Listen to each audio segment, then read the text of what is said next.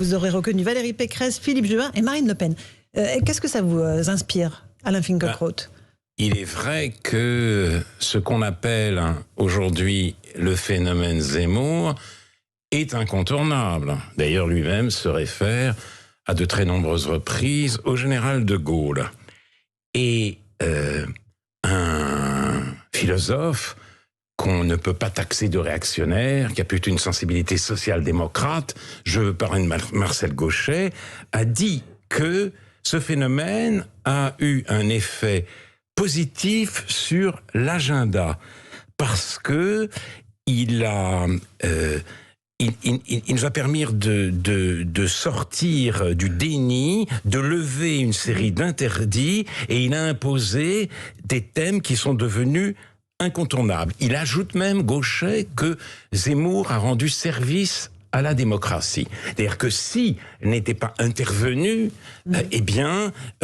l'élection présidentielle aurait principalement porté sur le pouvoir d'achat, sur la réduction des inégalités, sur le dérèglement climatique. Ce sont des questions très importantes. Mais lui, Zemmour, arrive et dit, ce qui est en jeu, c'est la France. Quelle idée nous faisons de la France? Et surtout, la France a-t-elle un avenir? Est-ce qu'elle peut continuer comme ça? Est-ce qu'elle va persévérer dans son être? Ce sont, à mon avis, de très justes questions. Il y a une angoisse. Cette angoisse, Zemmour s'en est saisi avec une très grande vigueur. Cette angoisse, elle peut s'exprimer, par exemple, dans une formule très ancienne, 19e siècle, d'Edgar Quinet. Il dit, le véritable exil, ce n'est pas d'être arraché à son pays, c'est d'y vivre et de ne rien trouver de ce qui le faisait aimer. Voilà ce qui prouve cet exil paradoxal, un grand nombre de Français. Mais il y a un mais. Le problème avec Zemmour, ce sont ses références. Il se réfère, historique notamment.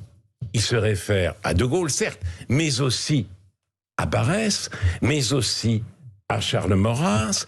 Et il est donc pain béni pour ceux qui veulent à tout prix nous faire croire que l'histoire se répète, que les années 30 reviennent, que il y a une équivalence entre les migrants d'aujourd'hui et les réfugiés d'hier, entre les immigrés musulmans d'aujourd'hui et les juifs d'hier. C'est un mensonge, mais c'est une sorte de mensonge auquel Zemmour lui-même donne consistance par ses références. Donc c'est un ennemi providentiel pour l'antifascisme imaginaire qui, durant toute la campagne, et s'il passe le premier tour, entre les deux tours, va se déchaîner, et je trouve que c'est très dommage. Alors, lui